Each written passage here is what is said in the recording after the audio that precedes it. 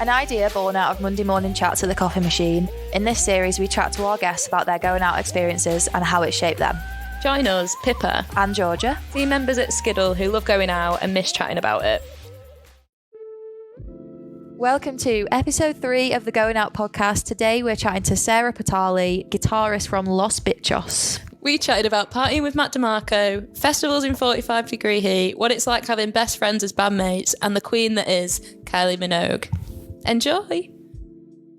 Welcome to the podcast, Serra Patale, member of Thank you very much. Los Bitchos. I wanted to say that in a better way than I just said it, to be honest. Oh well. So how are you? Welcome. Thank you very much. I'm doing quite well today, actually. How are you guys? How are you guys doing? Yeah, very well. Yeah, we definitely feel better from the recent announcement that we've had from our government. Yeah, our moods have changed quite significantly, I think. Oh yeah, which date are you most looking forward to? A friend of mine actually just sent through some tentative dates. I missed the announcements because I get most of my news now from satirical newspapers. So yeah, and sometimes that's the best way that you can just get the highlights. The highlights will reach you regardless if you're watching those. Well, I find them to be a little bit more accurate of what's really going on as well. Yeah, I follow a lot of Instagram accounts that's like simple politics, like politics for dummies, and I'm like, that's me. Yeah, oh mate, I'm with you as well. I feel like so much stuff is more complicated than it really needs to be. Yeah, but I actually haven't thought about what date I'm looking forward to most. Any? I think, any. Just getting drunk with one other person in a park is enough for me. Yeah, for sure. Being able to leave the house without guilt or fear would be preferred. Eventually, Whereabouts are you guys at the moment? Where are you guys based? Manchester, yeah. Okay. What's the deal up there then? Just nothing's open, can't go out to meet anyone. No. Well, full lockdown, isn't it? So Yeah. but it's all right. I suppose being in the city is okay because there's still little coffee shops that are doing, like, you can get yourself a nice coffee or a nice sandwich or something when you really want to treat yourself. But Yeah, Manchester's great for that. yeah, honestly, I love it. the food has been like unreal throughout this whole lockdown Oh, cool. experience. Any Because spots we should be checking out for the future? Because I think we're due to play there in September. Yes. Oh God. Now, like, Viet Shack is amazing. We're not ready for that question. I know, because there's so I many. was like, right, what are the best ones then? Yeah. Say you like it, then tell us everything. That's so good. Well, you're playing it, Yes, aren't you? And we love Yes. Yeah, we do. Oh, I think it's my favourite venue in the UK. I love Yes. That's big statement. It's so good. big statement. It's never a bad night at Yes. And they do gluten-free beer on tap, which I love. Yeah. Amazing. Yeah. We actually had our almost 1 year anniversary of a big night out we had where we went out for after work drinks at Yes and then stayed out for a long time afterwards. But that's the best thing about Yes, because it's actually open till, the wee hours of the morning. I find it really, maybe it's just not what I'm doing in London, but I find in London everything shuts really early, or the places that I want to be. Yeah. Which is usually just a pub, because I'm 33 now, so I'm at the stage where I actually just want to sit down. Obviously still drink the booze. Yeah. Just chat shit with my friends instead of being in like a God, I just miss chatting shit in pubs. Yeah. That's like a hobby of mine. Meeting a stranger and just absolutely just chatting on. I love that. You were saying that you just miss meeting strangers and making friends with them. And then just like really never speaking to them again, but just being like later in the night you'd be like, oh, hey. Yeah. Make a bestie for the night. Yeah. So underrated. As we chat about everyone's kind of going out experiences, we tend to start at the beginning. So, okay. What were your first going out experiences? Where were you going out? What were you doing? Well, I grew up in Perth, Western Australia. I was thinking about this the other day. My first going out experience was, I think I was 17, so I really wasn't meant to be going out. But I think everyone goes out because, you're like 1 year away. You just can't wait, can you? Yeah. I remember there was like, somehow I managed to get into a club, probably with someone else's ID or something. But yeah, it was like this place. It was this place that was like a half club, half pub. And to me, it was just the coolest thing ever. It's like, I actually remember that rush when I was like, oh my God, I'm actually inside. Like, I can't believe they bought that. And I was in my like horrendous heel, like back in the days when I used to wear heels and stuff, because you'd like go out and properly get dressed up. But yeah, I remember that place. God, what was it? I don't think it was called. There were two places I used to go, but I can't for the life of me remember what this place was called. But the other place used to be called the Paramount, which was one of those places. Like even just the name, like kind of makes me feel a bit sick, because like if I actually think about that place, it was like this concrete box with a bar, and you know, like most people would just go there to like chew their faces off and like pay $15 for like a gin and tonic or whatever. But no, the nightlife in Perth, I don't know, I really enjoyed it for the time when I was going out, because I like the fact that on every single weekday there was a certain place where you would go. So like on Mondays it was a bit dead. It was called the Dean. That's what it was called. Yes.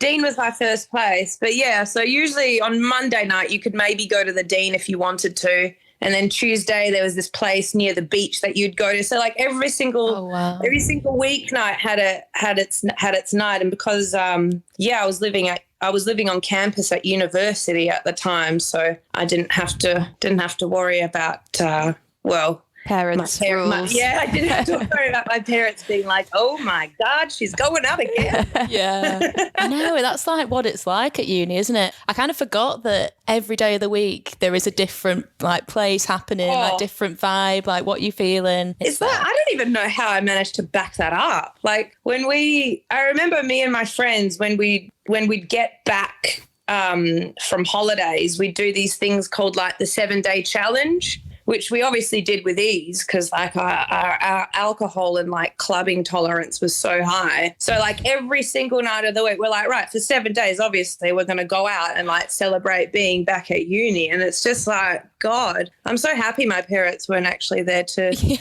have to witness that destruction. I probably did him a favour that I just could do it under the gazeful watch of my university. Yeah.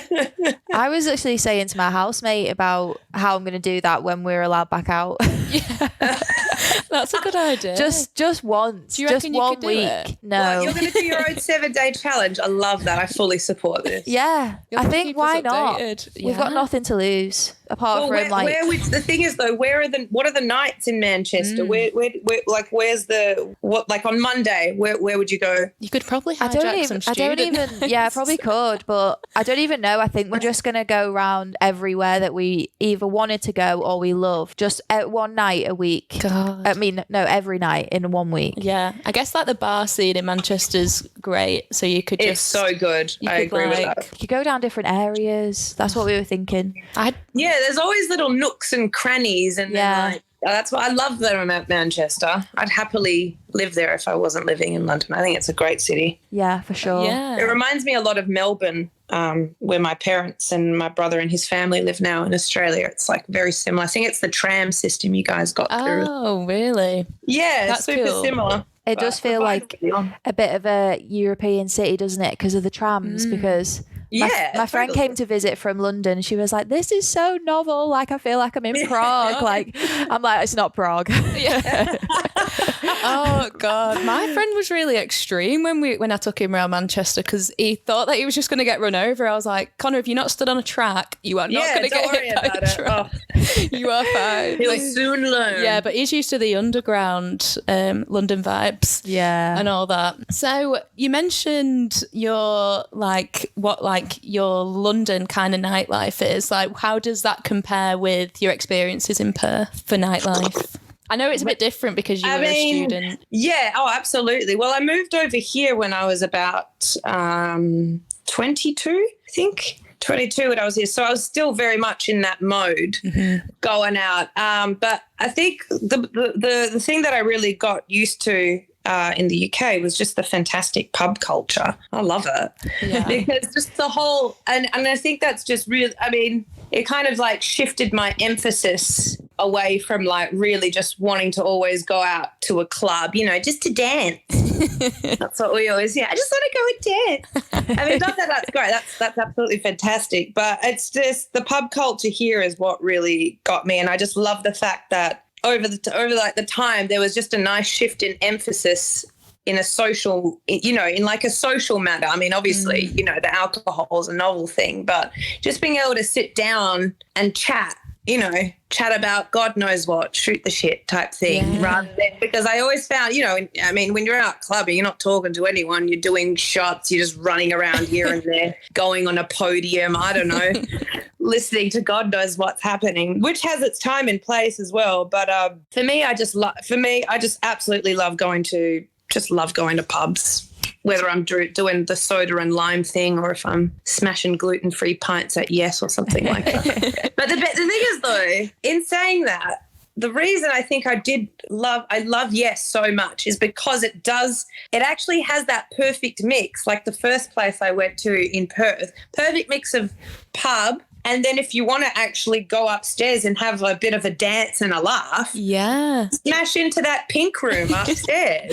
And after a certain time on a Friday night, they'll move the tables. So it's kind of annoying if you're sat there and you're like, we've got a great seat, blah, blah, blah. But they'll move the tables and have like a dance floor downstairs. And then the DJ comes and you're just like, we've waited long enough. It's time. That's it. Have your pizza, have your pint, have a dance. Oh, I like it.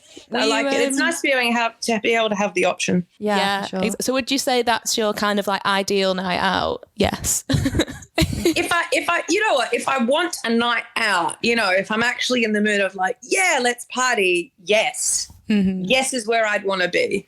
You know, that's it. I can't really much think of where else in London I would go in terms of doing something like that, because mostly now I just go to gigs. Yeah. So like my night out would consist of going to, you know, I don't know, see Massive Attack at Brixton Academy or something like that, which, or, you know, going to actually see a DJ that I like at, what's the actual Fabric? That's the one place that got threatened with closure a few years back. Yeah.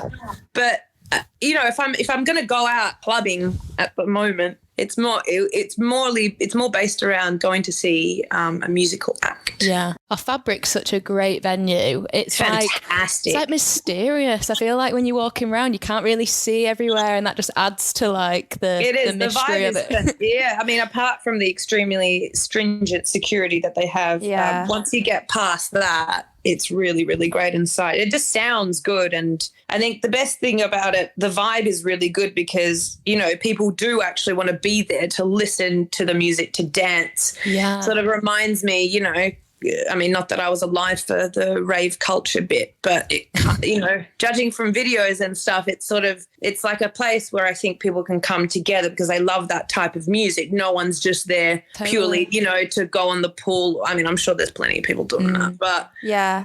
I went to Fabric once and a guy was wearing like an office shirt, and I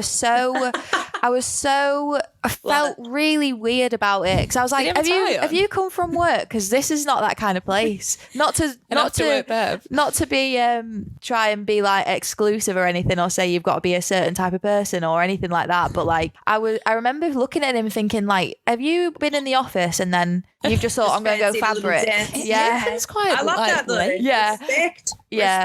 I really rate that. I love. Well, it's for everyone, isn't it? Exactly. One memory I have is like in one of the rooms. I don't know if this was just because I've only been a couple of times, but every time I've gone, the room on the side has like a cross through mobiles, and it's like you're not allowed to use your phones there, no recordings. And I remember just being like, I wonder if I get it out, someone would tell me off. And I remember just being like, don't do it. And I was like, I just want to see if anyone is actually watching. Were they? What happened? What was the? No, I was too chicken. I didn't do it. I just enjoyed the music and just. Yeah, that's the point, though, isn't it? Yeah. Save it for 2022 when it reopens, perhaps. Yeah. It does feel like when you walk in, though, that you are part of like history because it's such an institution. Totally. Oh, absolutely. Totally. I mean, when they were, there was such a big uproar about it as well a few years back when, they've been threatened with closure so many times. Yeah. You know, due to XYZ factors. But I think that place for me is like, I mean, maybe I might be incorrect with this, but it really is like, it feels like it's really one of the last big proper, dance venues anyway in London, because so many of them have shut down over the years due to rising rents, redevelopment, so forth. And I think that has such a big impact on scenes. Yeah. Like, where do people go to meet then? Where do people just go to hang out? I was reading this post that this DJ Errol Alkan put up, and he used to run this nightclub called Trash. Yeah. Or at least put on nights there. This place called Trash. I think it was in Shoreditch or something like that. And even just reading what he was saying, it's like, that's a scene, it's like that's and that scenes are where, that's where music is created. That's where groups are created. That's where like a vibe is created, that's culture. And by shutting down those venues, I mean, you lose that, all you get is these affordable luxury flats. I use the term affordable luxury because they're not the most sarcastic manner I can possibly. But I think it's great that they fought for that to stay open, because I don't know where else you could really go if you actually just wanted to listen to music, see the world's best DJs, and be up to 5 a.m. if that's your thing. Yeah. And that's what's really kind of like, there's loads of anxiety about kind of like clubs at the moment, and just seeing other people like asking for donations to keep them like themselves alive, and it's like, we can't lose these institutions. Like, no way. There was a big one with one of my favorite places in London. It's the Lexington. I know they had to do a bunch of like crowd funds and pledges last year just to stay afloat. And have you guys been to the Lexington at all? It's a great venue. Again, one of my favorite venues to play and to see live music. But it's got a pub downstairs, so you can do the pub thing. Perfect. Eat your pub meals. That's really important on a night out, actually, for me now. I like having the option of eating. Yes. You need some chips or something to keep you going. But and then you can go up and you can just see amazing bands. I mean, it's just, you can't lose that. I couldn't even. I can't fathom why. I mean, I definitely can fathom, because people want to make money, but I can't, at what cost? At the cost of like a scene culture of places to go, young people to congregate and, just have a good time. Listen to me. I think there's such a buzz about those type of venues that double up as kind of like a music venue, because people are like giddy that they've got like people to see, and they're like, oh, I'm just at the bar, but we're going to go upstairs. And there's just kind of a bit of a buzz around it. It's great. Absolutely. We just can't lose that. But I think more now, if anything of the last year, now more than ever, I think a lot of people are like, Jesus, it's like somewhere you usually just take for granted just to, have a pint or to have a meeting or something like that. But God, if that's gone, what have you got? Why do you live in a city then? Yeah, exactly. I think sit in your expensive apartment all day. I think this whole period of pandemic time has pushed people to kind of force the government to see that these are such vital parts of like culture. So the thing is, what sickens me is like, did we really have to push you to that? Exactly. That was the worst part. It's like, God, that should just be a given. Yeah. Right? Yeah. I mean, all of those people, they must have been young at one stage, and they must have liked to go out. And I don't know. There's always a pro and a con, isn't there? It's like, it's just unfortunate that's like people have to be like, no, we really need these venues. Like, we love them. That's what makes life worth living. Yeah. And I kind of feel sorry for them if they didn't have those experiences and they don't know what it means, because it means a lot to so many people. And for them to say like they don't really know. Or they just say, oh, the theatres will open. Like they've only ever been to the theatre.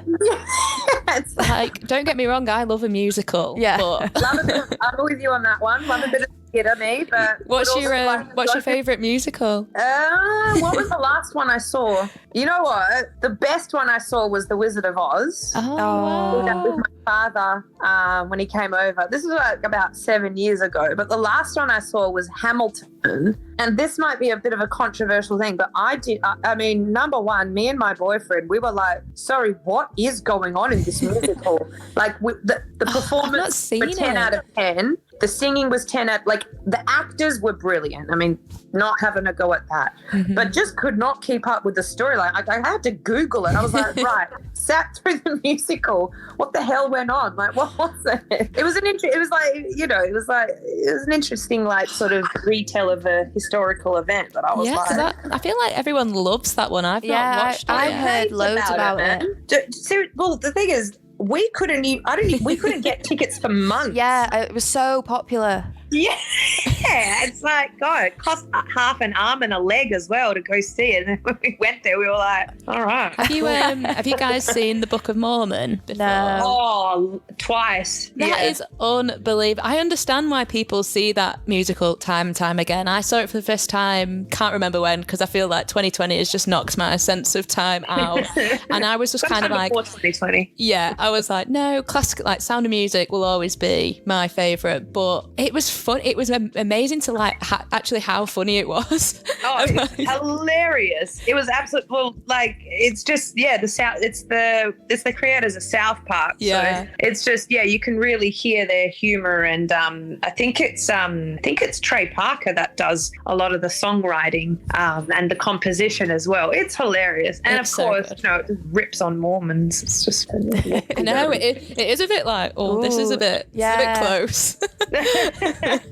yeah, It but it gets a good message across in a rather humorous way. Yeah. Actually, I'm going to change my vote, because you brought up the Book of Mormon. I totally forgot that I absolutely love that musical. I'm going to go Book of Mormon 1, Wizard of Oz, very close. I'd love to see The Wizard of Oz. Is that like Wicked? Yeah, was it Wicked that you saw? Yeah, Jesus Wicked. Christ, that's how much I loved it. Just wrote it off as the Wizard of Oz.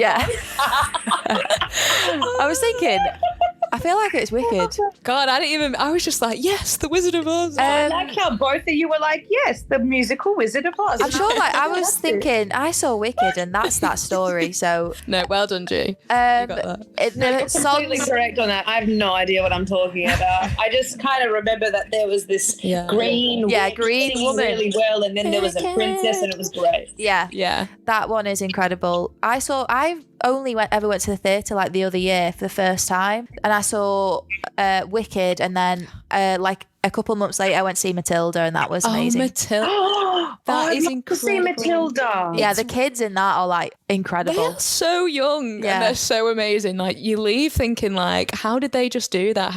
What is their schedule? Do they go to school? Yeah. I felt like that when I saw the School of Rock. I was like, Jesus Christ, these kids are better than me at my instrument. Like, can we hire one of them? Like, what? Can we pull them out of school for a few months?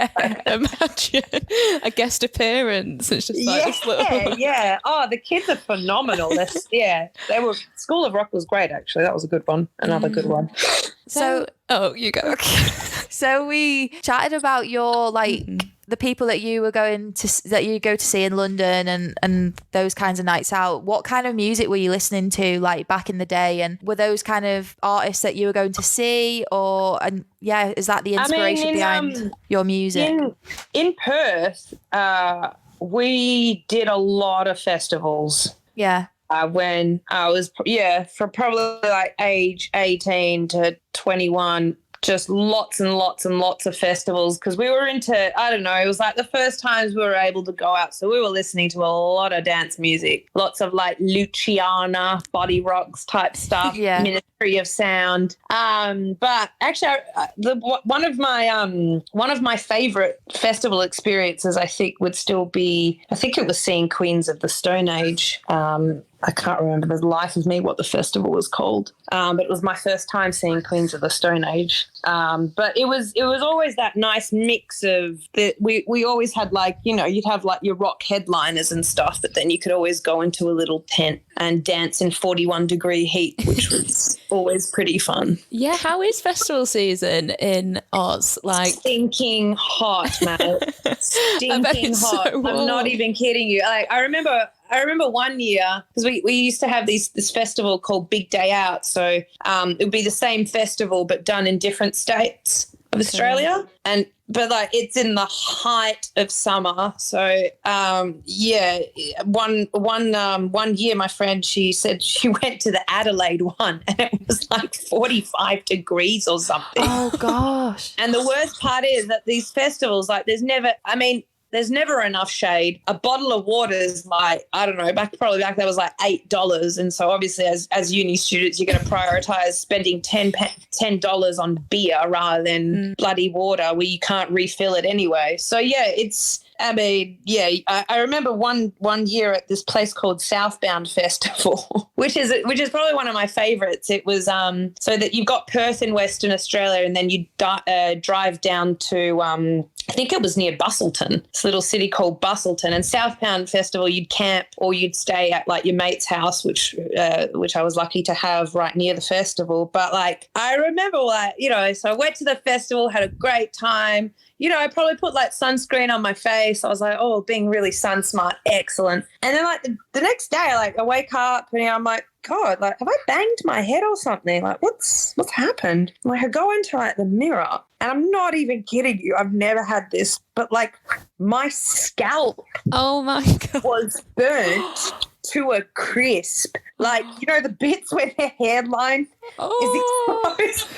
So like any bit of hairline that was exposed, my hairline was just ravaged to an absolute Oh my crisp. God. Yeah, I think the year after I was like, all right, might wear a hat. Yeah, a hat is essential. Yeah. God. It was, it was a great time, but yeah, you're definitely going to battle in the heat. Yeah, it's because I know that people moan about it raining at festivals, but I would take that over heat. Like I was at Glasgow in 2018 when it was dead hot that one day on the Wednesday, and I was like lay under this like little piece of shade at a tent, and thank God it changed the rest. Like the festival wasn't that hot after that day, but I just don't know how. Because I've been to festivals in Spain, at that festival as well. Yeah, I went to the 2018, and there's just people like lying in like patches of shade, and like it's just the not built, is it? 2019 one was like 30 degrees God. every day. Oof. I was like it takes hangover to like another level when you've got and then like waking up and you're just so dry. And it's the tent, isn't it? you've only had like a few hours sleep and you've got to get up for the day again, and you're just like, I can't physically stay in my tent anymore. Like I've got to go outside, when and then you open it, you're like gasping for air. That's why I kind of like it when it's just muddy, because I think when a festival's muddy, the aesthetic, no one cares anymore. It's just kind of like, oh, I'm muddy, so I can just do what I want, and I just love that. But sometimes Glasgow's like the River Nile, like it's. I know, I've seen tents floating around. Photos like from the 90s and like back on the day. It's just like, I've got a horrible story about the mud. Well, I won't say my friend's name, but she got stuck in the mud and at Glasgow, and she let her like leg out. That fact that she like broke her ankle. Oh my God. And she literally couldn't like go back to work for like 7 months or something ridiculous. How bad is that? So you wouldn't take that over like hot heat, would So you? I take everything Bring I've just on the 30 degrees then. Yeah. Actually, Forgot about that. it's saying that I got a mud story. It's not mine, but it's my friend's mud story. That's better. It's a great one. I love this one. So they're at Glasgow. It's absolutely pissing down with rain, and obviously, like on the bottom of like a hill, there'll just be like a mud cesspool. So anyway, everyone's having a great time, and then after a while, they like notice that like there's this guy, obviously really drunk, and he's like threatening to jump in to the mud, but she's like, but his friends were like, please don't do it. Please don't jump into the mud. He's like, no, I'm going to do it. Anyway, dives into the mud, and everyone's like, oh, you know, he'll resurface and just be covered in mud and it'll be a laugh. Nah, doesn't resurface.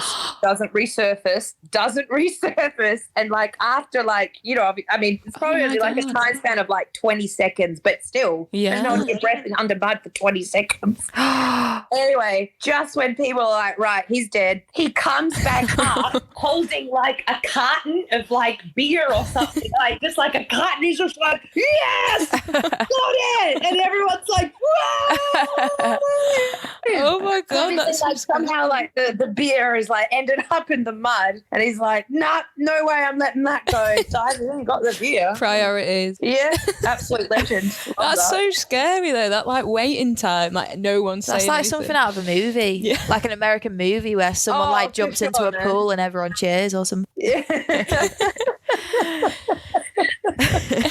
So we You can go, do that much you today. go. in Australia. It's just dry, arid, and yeah. Well, I thought because we were talking about Glasgow, we could talk about kind of Los Bitchos' tours and if there's any cities that are like stand out in terms of nightlife for you. Ooh, you know what? I would say I love Amsterdam for that. I really, really enjoy going out in Amsterdam.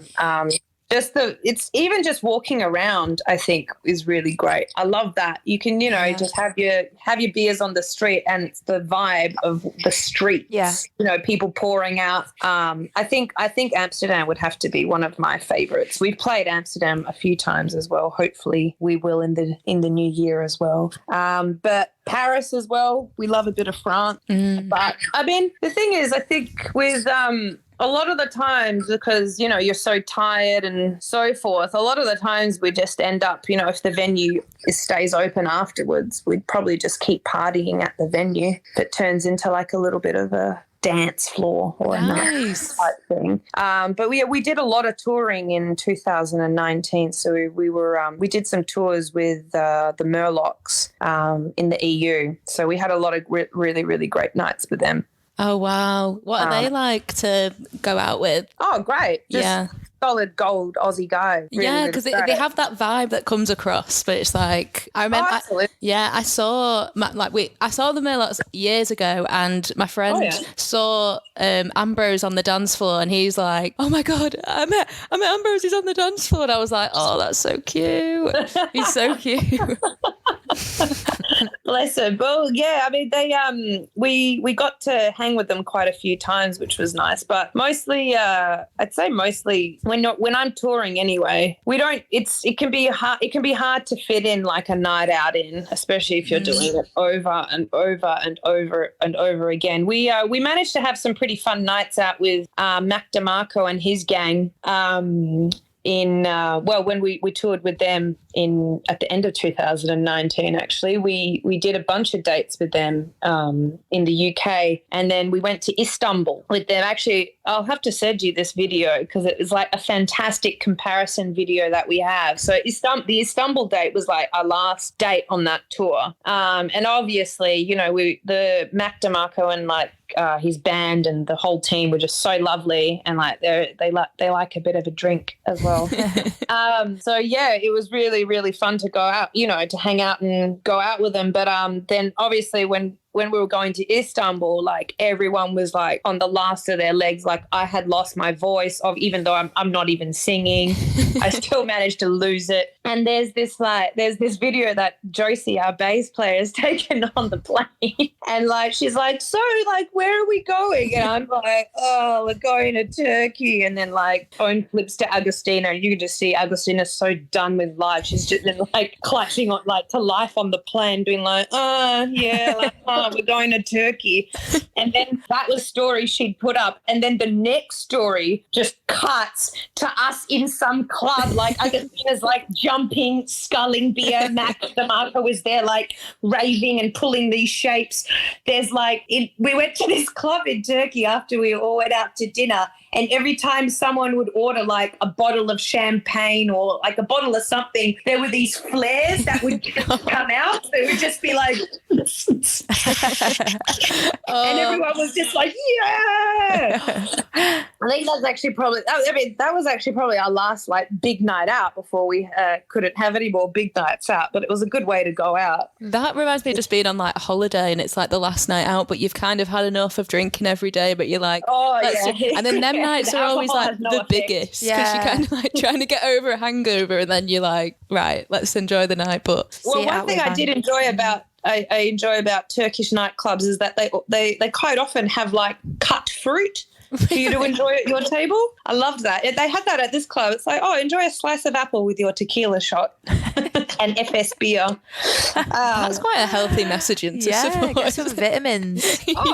Absolutely. And it makes you feel so much better in the morning. It really does. They got it right. Oh, that's so funny. Because I feel like Mac Demarco, when he's on stage, like he is kind of a showman, but also like a silly one. So I've always wondered if he's like that kind of like off stage as well, which it seems like he is a bit.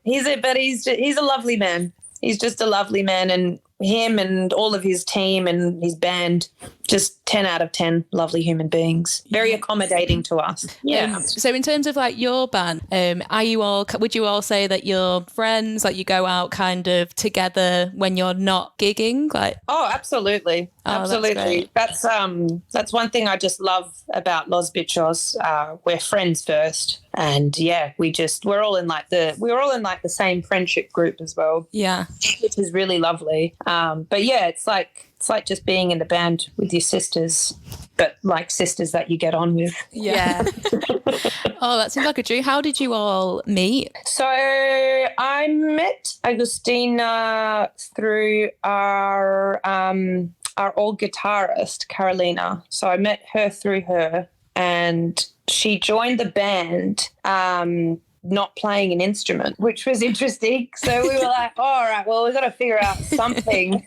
She's just got the triangle. Like, yeah, well, we were like, all right, well, I didn't really know her at the time, but at the time I was just like, whatever, let her join. I don't care. Great. The more the merrier type thing. So, yeah, she ended up joining, but I was like, all right, well, what can we teach her? And then the guitar is like a pretty important thing in Cumbia bands, which I had no idea about. I thought guitar was just like a joke instrument from the 80s, but like totally legitimate in South American Cumbia music. So I was like, right, why don't you just play the guitar then? And she was like, okay. So yeah, she'd rock up to my house like weekly, or like bunches of times a week to like learn the guitar. And and she had to learn it quite quickly as well, because we had like no band. Like at the time it was like three of us, and we had no band at the time. Like, we had like no drummer, nothing. We just had like a few demos, and we accepted a slot. An opening slot to open for this band called the Parrot. They're a Spanish band. They had some records out on Heavenly Recordings. They're a great band. So, but yeah, their manager got in touch with us and was like, "Oh, do you fancy opening up?" And I was like, "Yep." And straight away. I remember at the time the girls, Agustina was like, right, I don't really know the songs. I'm only just like learning this, the actual name, like the name of the notes and stuff. So like I gave her this crash course in keyboard in like 3 weeks or something. And yeah, we got a bunch of our friends together. George, who used to play in some bands that we knew, and my dear friends Harry Deacon and Matthias Butt, who I used to play with in Kid Wave, which was the band I used to drum for. So yeah, we pulled it off somehow, and yeah, we did this gig. And then for the next few months, we didn't really have a solid lineup. We didn't have Josie and Nick. We were just asking our friends who would very kindly step in, learn the songs extremely quickly, go on stage with very few rehearsals. But I don't know, like back at those, it was still really fun though. Like we didn't really care if someone like plays a bum note here. I mean, I could barely play lead guitar myself, So it was just, I don't know, those road gigs were really, really fun. Even though maybe to the audience it did sound as good as it does now. But I'd known, I think it was by that, I think like 2018 was rolling in, and we were starting to get a lot busier because, the gigs when we first started, they were quite intermittent. They weren't regular like they are now. We didn't have a booking agent. We didn't have a manager, we were just doing everything ourselves. But then once we started to get busier, we were like, man, I can't deal with the stress of like trying to scramble around, trying to find someone to learn the parts, me having to, I just want someone who's in there, knows it. So I'd known Josie for quite a while through a friend of mine, Leah, who I used to be in a who I used to be in the band Kid Wave with. And yeah, Josie was playing in this punk band called the MVPs, and I'd seen them many, many a times. And apart from just loving Josie as a person, she is an excellent, excellent bass player. So she was just our first choice, really. I don't think we even asked anyone else to play bass. And yeah, Josie, being the absolute legend she is, she was like, yeah, I'm up for it, absolutely, because I think her project with the MVPs at the time was wrapping up. And yeah, we ended up putting an open call out on Facebook to find a drummer. We're like, right, anyone know any drummers? Like, someone, God help us. And then yeah, Nick Crawshaw came into our lives, and yeah, I remember she came to our old rehearsal studio. We just played along to some tracks. It was just me and her. She bought me a gingerbread man, which, Nice. I mean, that's always a good start, Yeah. isn't it? it really, I still Seal the remember that deal. gingerbread man. And I was like, I like you a lot. Yeah. You're hired. Yeah. You got the You've job. not even played yet, but you're in. Yeah. Don't play another note.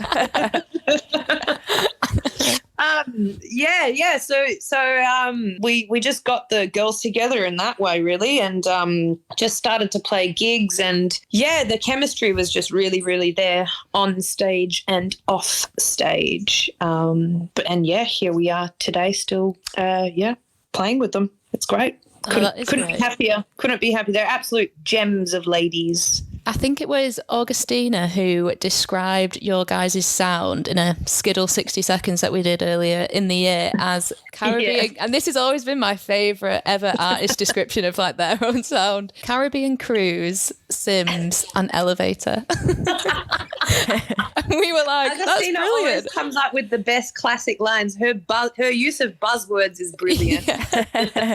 Yeah. So how was it like finding that sound? Like, It was a complete accident. I mean, all I had to go off was, because I'd never really listened to Cumbia before I started this project. So all I had to go off was just trying to kind of copy the styles that I'd heard on this compilation called The Roots of Chicha, which is a Peruvian cumbia compilation. It's amazing. So I had that. So I had like that to listen to. But then obviously I have sounds on the guitar that I like, and I have a certain production style that I really like, which really falls into the 1980 to 19, possibly even like 1996 category. I just love a deep chorus sound on a guitar. I love like a big stadium rock sound. I love shoegaze music, and I love grunge. I love all of those things. I love dance music. So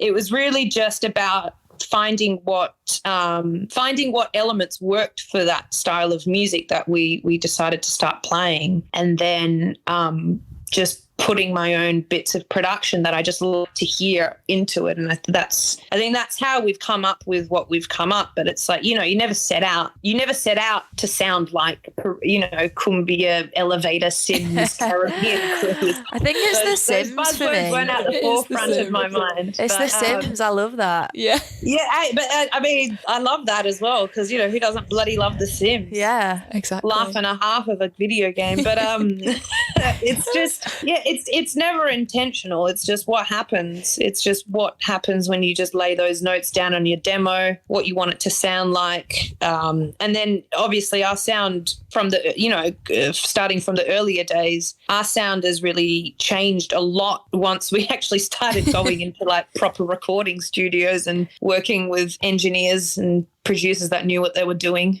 rather than me working my magic on Ableton at home. Which has its own style as well. I'm not putting myself down. When you describe your sound with like the 80s to 96 and stadiums and stuff, is there any like particular artists that are inspiring towards that sound? Oh, absolutely. I mean, in terms of guitar sound, I love Eddie Van Halen's guitar tone. I love what Robin Guthrie, Simon Raymond and Elizabeth Fraser did with the Cocteau Twins. I think their productions are fantastic. Lush, I absolutely love their production as well, particularly the album where Robin Guthrie from the Cocteau Twins produced one of their albums. I think that's just fantastic. But yeah, I'm also really, really into like that 90s piano sound. You know, Right on Time. Yeah. Because you're right on time. Yeah.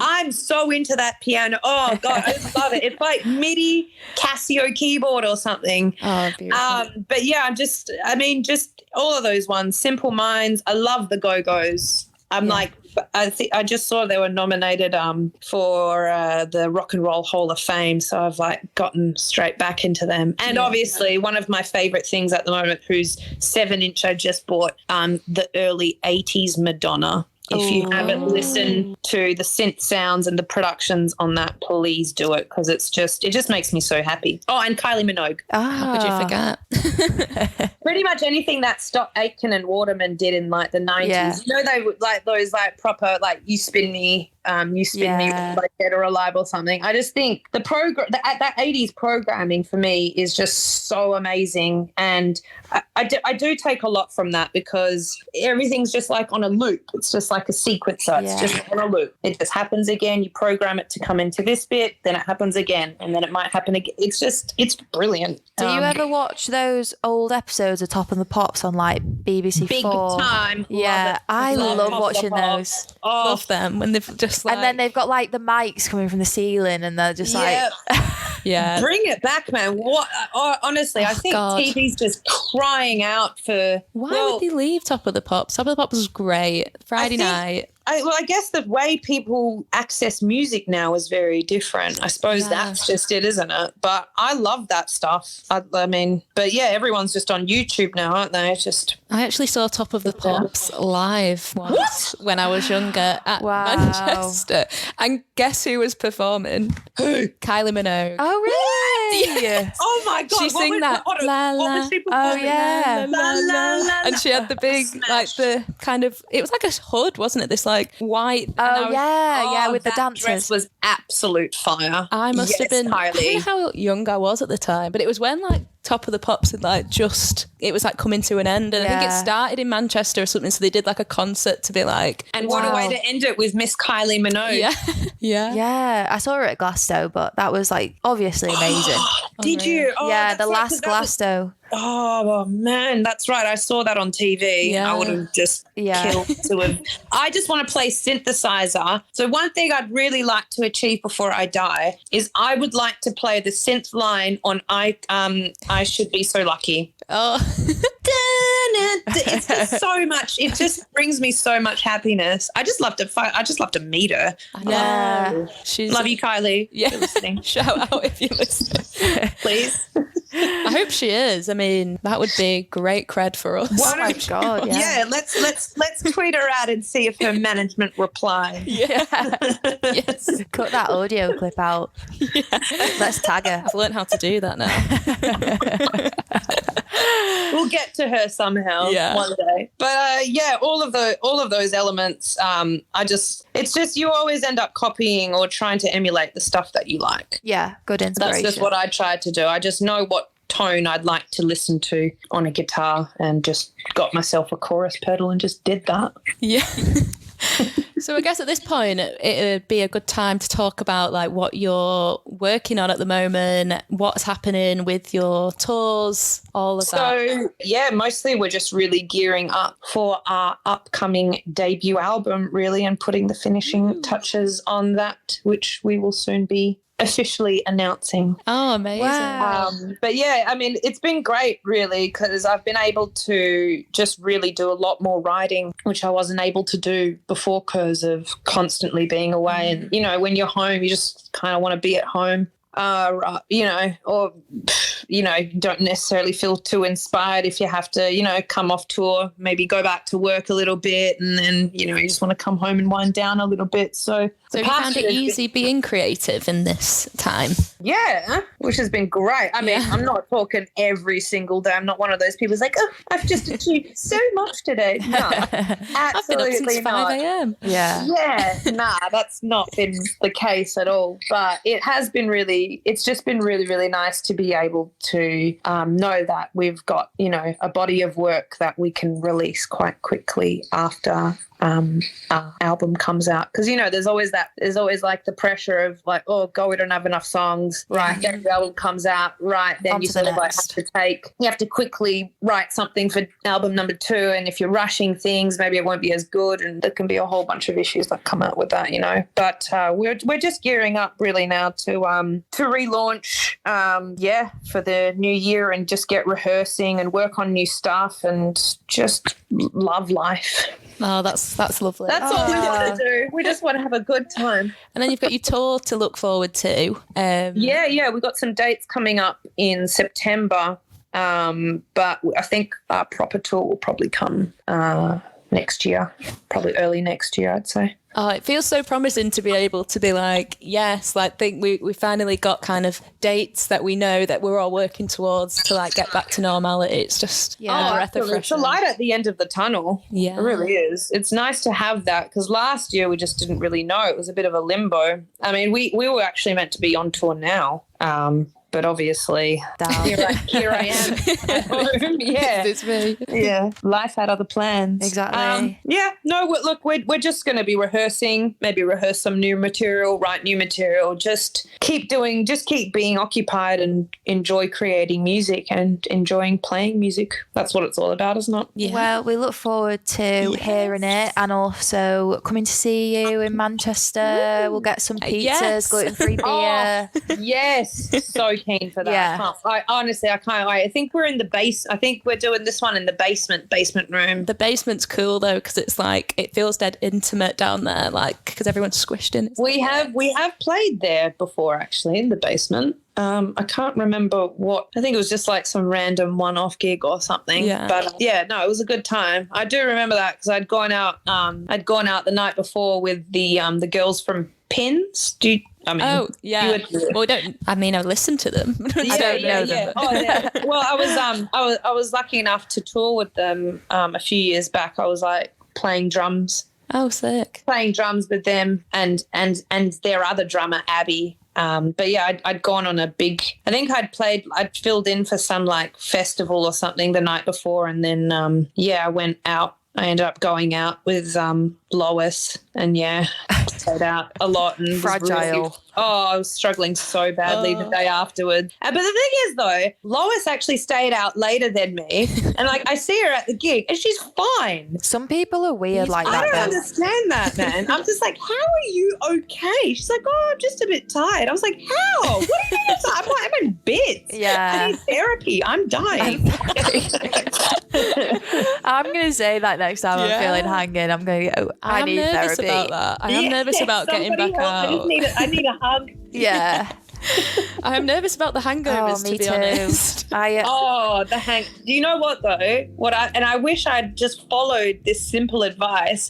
You've got to make sure that you're backing yourself up with the soda water or just some sort of water. And I don't know why I was just never doing this for like 10 years. It sounds dead simple, but it's so simple. And honestly, you feel better. You have a better night out, and you don't feel like death on wheels the next morning. They should just serve a glass of water like with an alcoholic drink and just be like, there you go. The thing is though, if the onus is on you, you're just like, all right, beer, good. That's great. No, but you have to go the sparkling water and lime. Oh yeah, it's refreshing. I'm actually a vodka, lime and soda, but fresh lime gal, because I think that the fresh of the lime actually helps. Do you know that's called a skinny bitch? Is it? Yeah. You're like, skinny bitch please. I don't feel like one when I'm like getting like a pizza on the way home though. Yeah. That's the way to do kind it. Kind of contradicts the drink.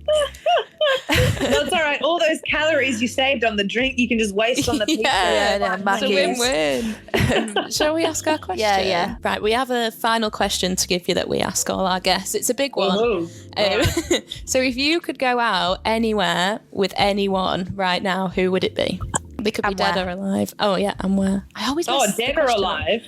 If I could go anywhere, you know what? I would actually go. I'd go with my mum, and I'd go and try out this place in Japan that I really want to go to, because we were meant to go to Japan together last year. But obviously that didn't happen. But if I could, I'd go to Japan with my mum and I would visit this little sushi place that was featured on the Netflix documentary Jiro Dreams of Sushi. It's this like miniature sushi bar underneath some sort of station I think it's in Tokyo, and it's this guy who works like 7 days a week. Like he just lives to serve sushi, amazing sushi. Yeah. Wow. And like, you know, like Barack Obama's eaten there, like loads of like famous people want to eat there because you can't get in because it only seats about 10 people and you have to book, you know, however many months in advance. And I was meant to go there with my mum, so I'll give this one to my beautiful mum. Oh, that's lovely. That's such a nice way to end That is. I know, very sweet of me. Yeah. Well, thank you for joining the podcast. Thank you. It's been great. I feel like we could chat for another hour, to be honest. Yeah, me too. We'll save it for yes. Yeah, we'll save it for yes. Oh, absolutely. Well, let us know. Yeah, and we'll chuck you ladies on the list. Oh, well, I've actually already got tickets. Did you? Yeah. We'll give you a shot of tequila. Oh, I'd take that. There you go. Okay. Yeah, we look forward to seeing you. Thanks so much. Oh, we can't wait to see you guys as well. Thank you for having me. That's all right. Thank you. Bye. Bye. Thank you for listening to the Going Out podcast with Skiddle. Don't forget to like, rate and subscribe wherever you hear this podcast. Thank you.